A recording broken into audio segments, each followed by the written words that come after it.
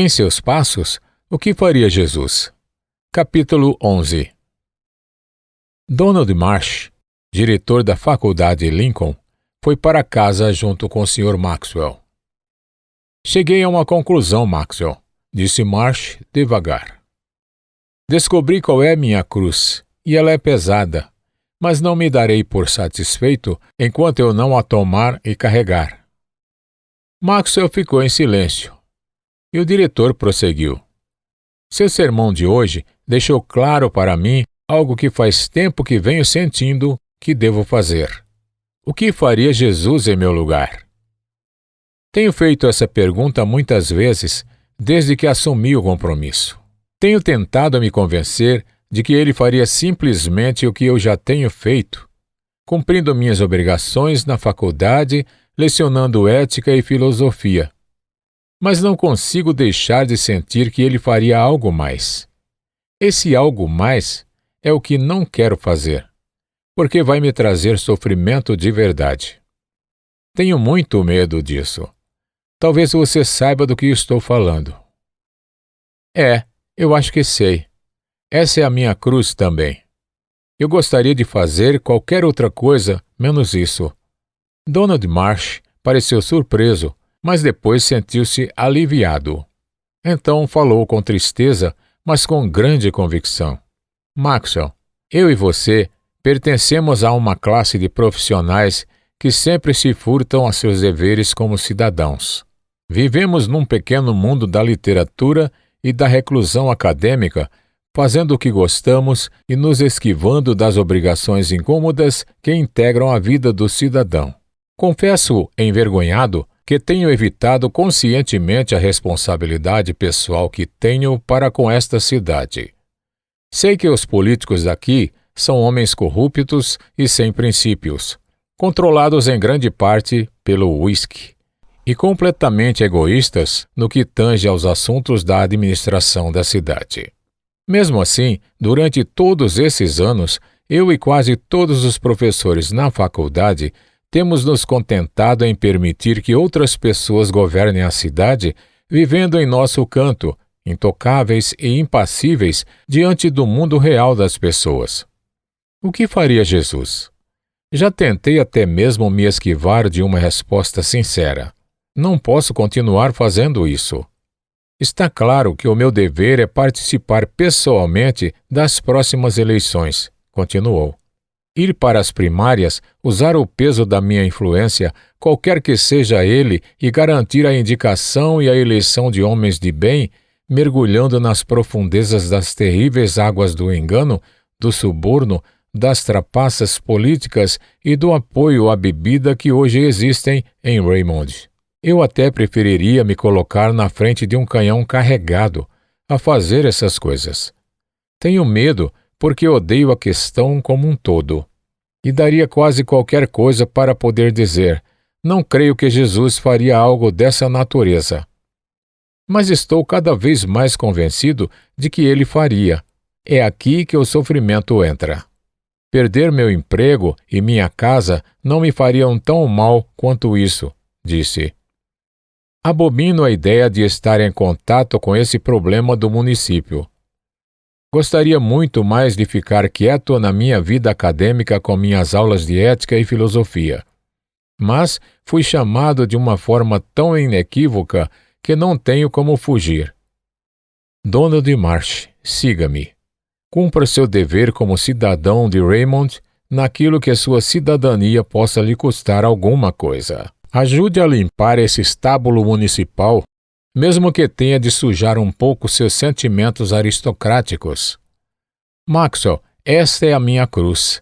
Se eu não carregar, estarei negando o meu Senhor. Faço minha as suas palavras, respondeu Maxwell com um sorriso triste. Apenas porque sou pastor, por que deveria me esconder atrás dos meus sentimentos refinados e requintados e, como um covarde, recusar-me a tocar, com a possível exceção de meus sermões, na questão da cidadania? Não estou acostumado com os caminhos da vida política da cidade. Nunca participei ativamente da indicação de nomes de pessoas de bem. Há centenas de ministros como eu. Como categoria profissional, não pomos em prática no município os deveres e privilégios que pregamos do púlpito. O que faria Jesus? Cheguei a um ponto em que, assim como você, sou obrigado a responder a essa pergunta. Meu dever está claro. Tenho de sofrer. Todo o trabalho com a igreja, minhas pequenas dificuldades ou sacrifícios pessoais não são nada quando comparados com a invasão que esta luta aberta, brutal e pública pela moralização da cidade significa para os meus hábitos intelectuais, acadêmicos e autossuficientes. Eu poderia morar no retângulo pelo resto da vida e trabalhar nas favelas com o mínimo necessário para viver. Assim mesmo, gostaria mais disso em vez da ideia de mergulhar de cabeça nessa luta pela reforma moral de uma cidade movida ao uísque. Exigiria menos de mim. Mas, assim como você, não consegui me livrar da minha responsabilidade. Para que me sinta em paz, a única resposta que posso dar à pergunta "O que faria Jesus?", neste caso, é que Jesus me quer exercendo o papel de cidadão cristão. Marsh, como você disse, nós, profissionais, pastores, professores, artistas, escritores, acadêmicos, temos sido covardes políticos, e isso não pode ser negado. Temos nos esquivado dos deveres sagrados da cidadania, seja por ignorância, seja por egoísmo. Em nossos dias, é certo que Jesus não agiria assim. O mínimo que podemos fazer é tomar nossa cruz e segui-lo.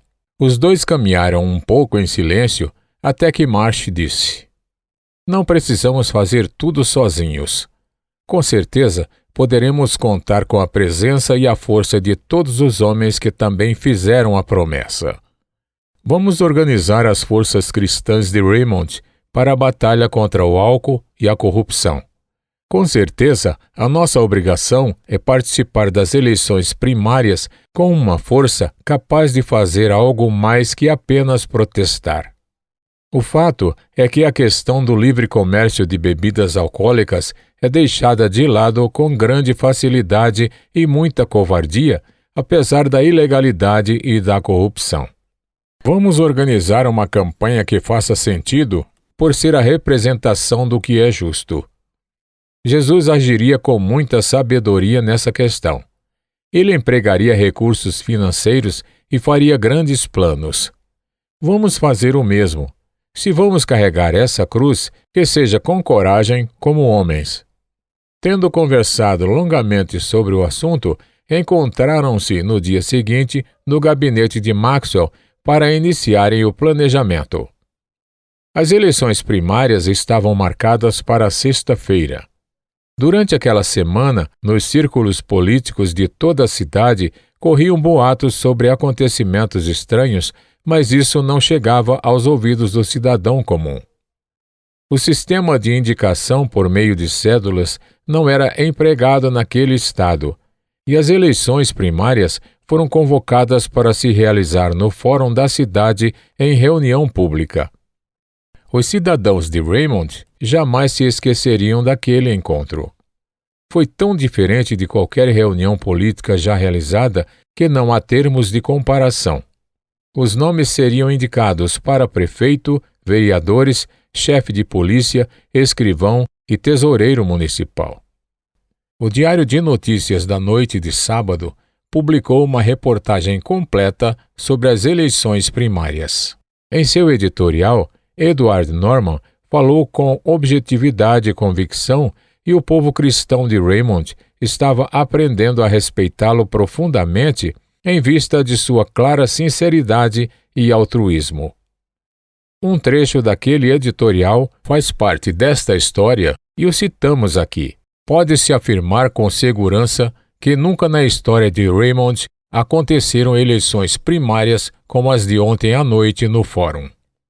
Em primeiro lugar, tratou-se de uma grande surpresa para os políticos locais, habituados a cuidar dos assuntos da cidade como se fossem seus donos e os outros meras ferramentas ou cifras. A surpresa esmagadora que os poderosos tiveram na noite passada consistiu no fato de que um grande número de cidadãos de Raymond, que nunca haviam se manifestado sobre os interesses da cidade, foram para as primárias e as dominaram, indicando alguns dos melhores nomes para todos os cargos a serem preenchidos na próxima eleição. Foi uma grande lição de cidadania. O diretor Marsh, da Faculdade Lincoln, que nunca havia concorrido nas primárias, cujo rosto nem mesmo era conhecido pelos políticos, fez um dos melhores discursos já ouvidos em Raymond. Quando ele se levantou para falar, foi quase engraçado olhar para a fisionomia dos homens que durante anos têm feito o que lhes agrada. Vários deles perguntaram: "Quem é esse aí?" O medo se aprofundava à medida que prosseguiam as primárias e ficava claro que os antigos governantes da cidade tinham sido superados em número. Estavam presentes o reverendo Henry Maxwell, da Primeira Igreja, Milton Wright, Alexander Powers e os professores Brown, Willard e Park, da Faculdade de Lincoln, Dr. West, reverendo George Mann, da Igreja do Peregrino, o deão Ward, da Igreja da Santíssima Trindade, e vários empresários e profissionais bem conhecidos, membros de igrejas em sua maioria. E não foi necessário muito tempo para que se percebesse que todos eles haviam chegado com um objetivo claro e definido: indicar nomes de pessoas de bem, as melhores que pudessem. A maior parte deles nunca havia estado numa eleição primária. Eram desconhecidos para os políticos. Mas haviam claramente lançado mão das regras que os próprios políticos estabeleceram e, num esforço organizado e conjunto, colocaram-se em condições de fazer passar todos os nomes da chapa. Assim que ficou evidente que as eleições primárias estavam fora de controle, os políticos antigos recolheram-se contrariados e formaram outra chapa. O Diário de Notícias chama a atenção de todos os cidadãos de bem para o fato de que essa última chapa abriga o nome de homens ligados ao comércio de bebidas. Há uma diferença inconfundível entre a administração corrupta a serviço da bebida, há anos conhecida por todos nós, e a gestão transparente, honesta, competente e profissional, tal como desejam todos os bons cidadãos. Não é preciso lembrar ao povo de Raymond que a questão da opção local sobre a limitação do comércio de bebidas é o que marcará a eleição. Será a questão mais importante a ser considerada nas chapas. A defesa dos interesses da nossa cidade chegou a um ponto crítico. O problema está bem na nossa frente. Continuaremos debaixo de um governo de incompetência vergonhosa ligado aos interesses do comércio de bebidas e movido a subornos, ou, como disse o diretor Marsh em seu nobre discurso, levantaremos a cabeça como bons cidadãos para dar início a uma nova ordem de coisas, purgando nossa cidade do pior inimigo da honestidade no trato da coisa pública e fazendo tudo o que pudermos com nossa cédula de votação para sanear a vida pública. O Diário de Notícias, categoricamente e sem restrições, apoia o novo movimento. Daqui por diante, faremos tudo o que estiver a nosso alcance para acabar com a venda ilegal de bebidas e para destruir as forças políticas que a sustentam. Defenderemos a eleição de homens indicados pela maioria dos cidadãos nas primárias. Convocamos os cristãos, membros de igrejas, defensores do direito, da pureza, da sobriedade e da família que se coloquem ao lado do diretor Marsh e dos outros cidadãos que assim estão dando início a uma reforma em nossa cidade há muito tempo necessária. Marsh leu o editorial e agradeceu a Deus a vida de Edward Norman. Ao mesmo tempo, percebeu muito bem que todos os outros jornais de Raymond estavam apoiando o outro lado. Ele não subestimou a importância e a seriedade do embate que havia apenas começado. Não era segredo que o diário havia sofrido enormes perdas desde que passara a ser dirigido segundo o modelo encerrado na pergunta: o que faria Jesus? E a questão era se os cristãos de Raymond iriam apoiá-lo. Dariam eles as condições que Norman precisava para continuar tocando um jornal de base cristã? Ou será que o interesse por algo chamado notícia, no segmento dos crimes, dos escândalos, das alianças políticas e coisas do gênero, combinado com o desinteresse em defender uma reforma tão notável no jornalismo, iria influenciá-los a abandonar o jornal e deixar de oferecer-lhe suporte financeiro? Essa era a pergunta que Edward Norman fazia até mesmo no momento em que escrevia o editorial do sábado. Ele sabia perfeitamente que suas opiniões manifestadas no editorial iriam custar-lhe muito da parte de vários empresários de Raymond.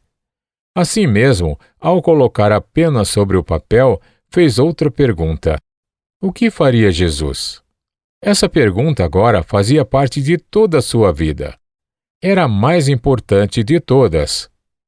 Entretanto, pela primeira vez na história de Raymond, professores, médicos, pastores e outros profissionais assumiram uma posição política e se colocavam em franca oposição às forças do mal que há tanto tempo controlavam a máquina do governo municipal.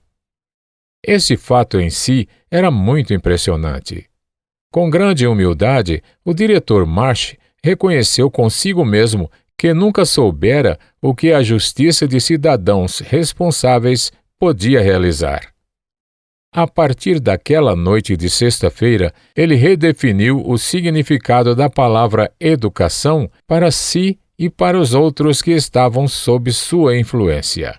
Ela havia incorporado o elemento chamado sofrimento. De agora em diante, o sacrifício estava incluído no fator do desenvolvimento. Naquela semana, no retângulo, a temperatura espiritual aumentou bastante e não dava sinais de estar baixando. Rachel e Virginia estavam presentes todas as noites. Virginia estava chegando a uma conclusão sobre o que fazer com grande parte de sua fortuna. Ela e Rachel conversaram muito sobre o assunto e concordaram que se Jesus tivesse à sua disposição uma alta quantia em dinheiro, ele faria o mesmo que Virginia estava planejando. De qualquer modo, elas achavam que, não importa o que ele fizesse nessa situação, a variedade de usos seria tão grande quanto as diferenças entre pessoas e circunstâncias. Não poderia existir o único jeito rígido de gastar dinheiro pautado por uma consciência cristã. A regra que regulamentava o uso era a utilidade dos recursos em favor dos outros. Enquanto isso, o glorioso poder do Espírito ocupava-lhes todo o pensamento. Naquela semana, noite após noite, as pessoas presenciaram milagres tão impressionantes quanto andar sobre o mar ou multiplicar pães e peixes. Afinal, que outro milagre é maior que a regeneração de seres humanos? Pessoas rudes, abrutalhadas e entregues ao alcoolismo eram transformadas em alegres seguidores de Cristo, praticantes da oração. Esse fenômeno sempre provocava em Rachel e Virginia a mesma sensação que as pessoas devem ter experimentado quando viram Lázaro sair andando do túmulo. Era uma experiência cheia de emoções profundas para as duas moças. Rolling Page estava presente em todas as reuniões.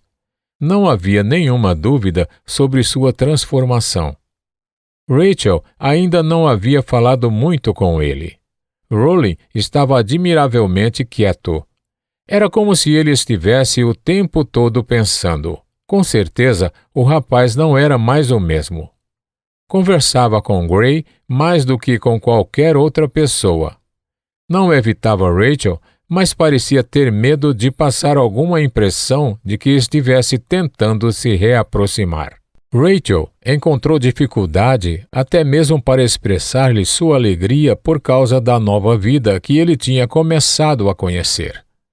Parecia que ele estava esperando para ajustar-se aos seus antigos relacionamentos antes que essa vida nova começasse.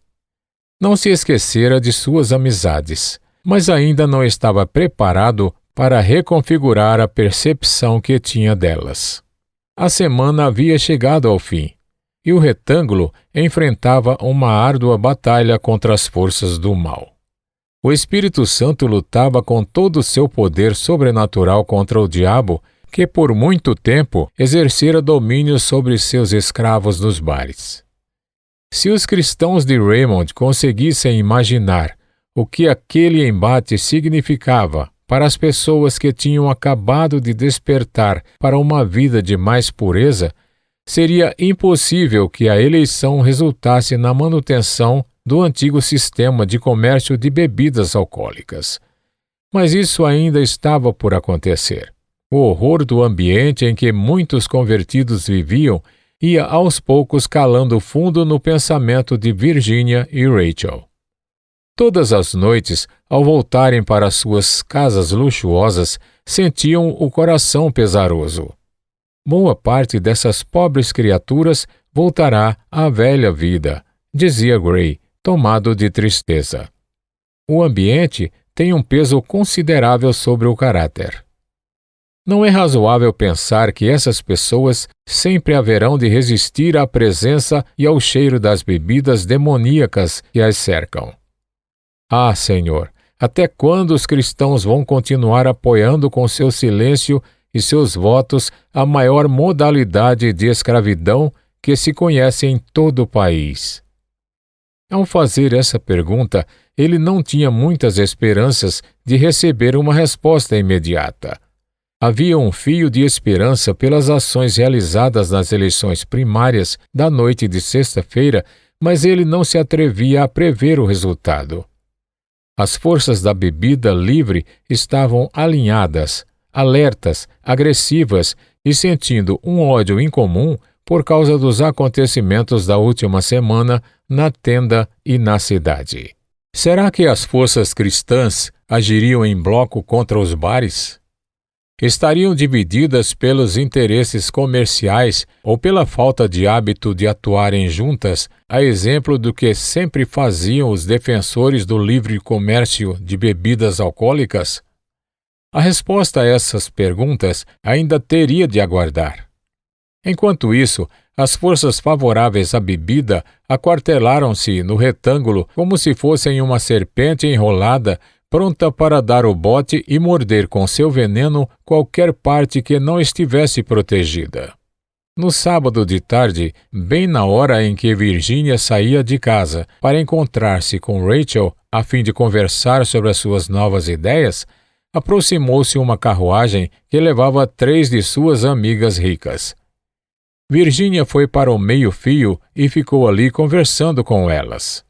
Não tinham vindo fazer um convite formal, mas queriam que Virginia fosse com elas fazer um passeio. Haveria um show musical no parque. O dia estava agradável demais para ficar dentro de casa. "Por onde você tem andado esse tempo todo, Virginia?" perguntou uma das moças, cutucando-lhe o ombro com uma sombrinha de seda vermelha. "Disseram-nos que você havia entrado para o mundo artístico. Conte-nos como foi." Virginia ficou vermelha de vergonha, mas, após um instante de hesitação, falou-lhes um pouco de sua experiência no retângulo.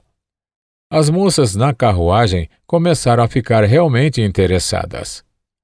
"Meninas, vamos andar na favela com Virginia em vez de ir ao show. Eu nunca fui no retângulo. Ouço dizer que é um lugar terrível e perverso e há muita coisa para ser vista ali. Virginia será nossa guia e vai ser muito divertido." Era o que ela ia dizer, mas o olhar de Virginia fez com que escolhesse a palavra interessante. Virginia estava irritada. Sua primeira reação foi de não querer acompanhá-las em tais circunstâncias. As outras 2 moças pareciam pensar o mesmo que a primeira. As três concordaram com seriedade e pediram a Virginia que as levasse lá. De repente, ela viu na curiosidade das moças uma oportunidade. Elas nunca haviam testemunhado o pecado e a miséria de Raymond. Por que não deveriam conhecer aquilo tudo, mesmo que a motivação fosse simplesmente passar uma tarde? Está bem, vou com vocês. Terão de me obedecer, e eu as levarei ao lugar onde poderão ver o que há de pior, disse Virginia ao subir na carruagem e sentar-se ao lado da moça que havia sugerido a visita ao retângulo.